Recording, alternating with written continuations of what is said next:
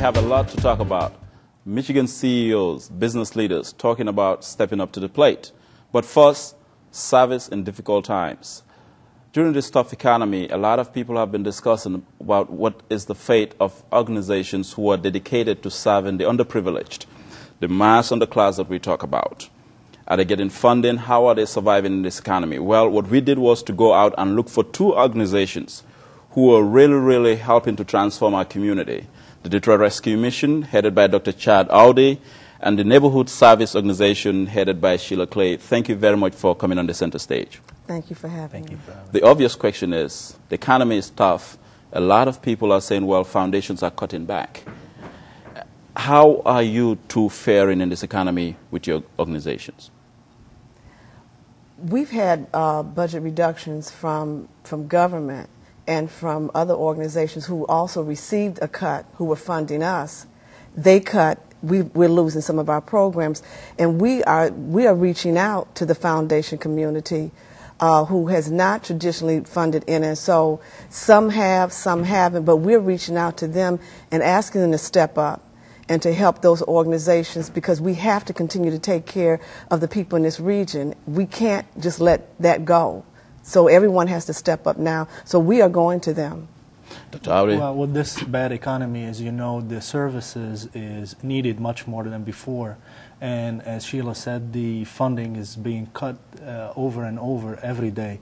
What we are doing at this time, first of all, we are partnering with organizations such as NSO to provide more services and to be able to combine our efforts. And the second thing is we are also appealing to the donors, individual donors, and to the churches to be able to start supporting us. Because we know some of the foundations and the organizations, the companies that they used to fund us before, do not have enough funds anymore to spare to continue our services. So even if we are pleading to them to continue to support organizations like us, but we also going to the individual donors at this time, try to get their support by volunteering and by giving cash donations. Well, the question that often comes up most of the time is that because of the economy, foundations are cutting back. A lot of people said, well, this is the time that foundations should be giving money to groups that are really helping to transform our communities.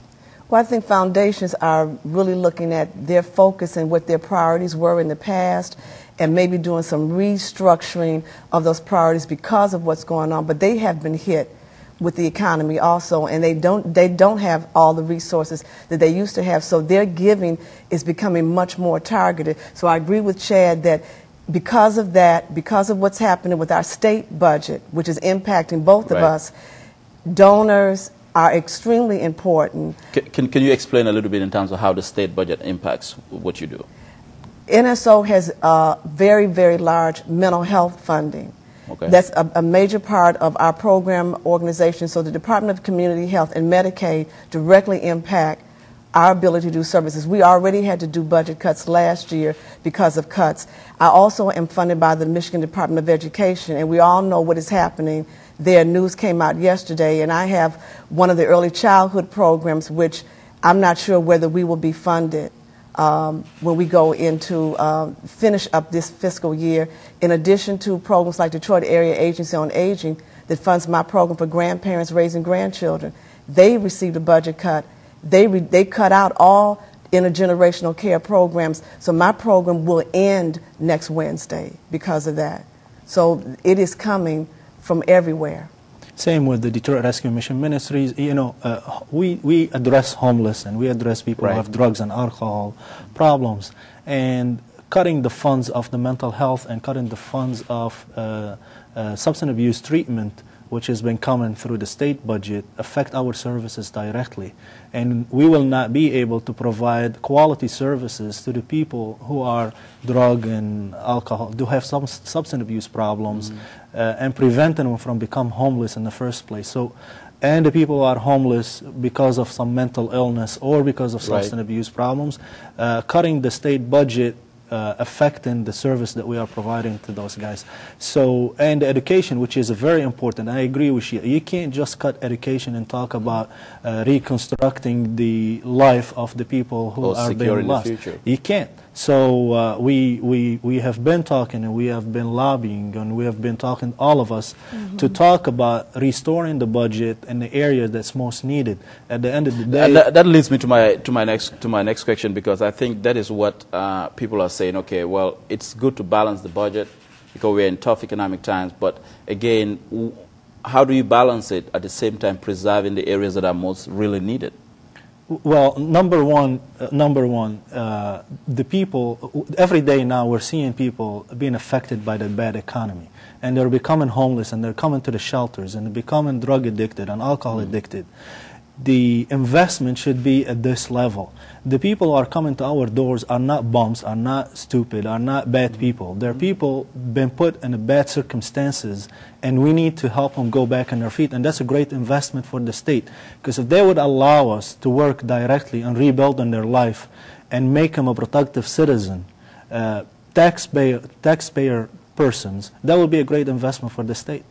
We do not save money by cutting some of these programs. One way or the other, we will all pay for the safety net programs like the NSOs and the Detroit Rescue Missions, not having it funded in the programming. If you have people who have never been homeless before and they cannot get back on their feet, and mental illness and substance abuse comes into being, or they find a way to support their family, which is normally a lot of times through breaking the law, then you have a problem in the criminal justice program. So one way or the other, we will all pay for the reductions in the budget.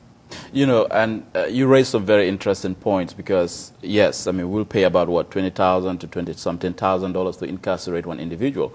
And we need to, you know, let our viewers know that Detroit is one of the largest cities with the, you know, rate of homelessness. Over 10,000 people in this city are homeless. 18,000. 18,000 people in this city are homeless. And that's an astounding number. Right, and the people who are becoming homeless are not the general homeless that we used to see before. It's not a typical profile. No, we still have, right now, in both our shelters, I can tell you, in transitional housing, you can see that there is working homeless. So you get the people who go during the day work, and then they come sleep at the shelter because they cannot afford living in their home, paying the utilities, or probably their landlord lost the house and they cannot get their own home. So, you know, it is a new face. You have people who have working every day, and there can be an accident, there can be a fire. I had a gentleman come to me who, he had a fire, he had a flat, he had a job, but he didn't have enough money for homeowners insurance, so when that fire hit, he lost everything, and now he's at one of our facilities. So it's not someone who just is not trying. It's not someone who has a substance abuse problem.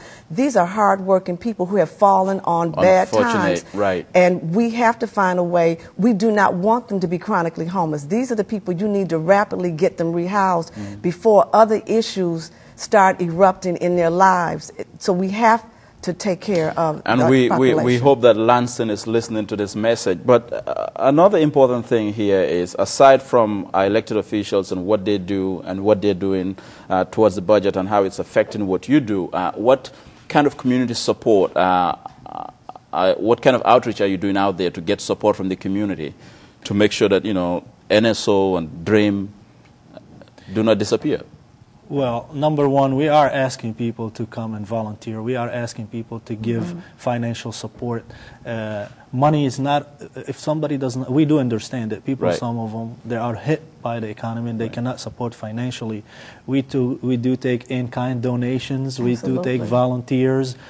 We can help in many ways. And for the people need to know that organizations like us are partnering together to provide more services. And we are all in the same accord and we work together. So we need people to support. If they supported DRMM, they're supporting NSO. And if they support NSO, they're supporting DRMM. I give you the last word, Sheila, because we got to go. We need people to come, as Chad said, to volunteer. We've had to have staff reductions. The work didn't stop, but the bodies are no longer there to do the service. It could be coming to help us answer the telephone.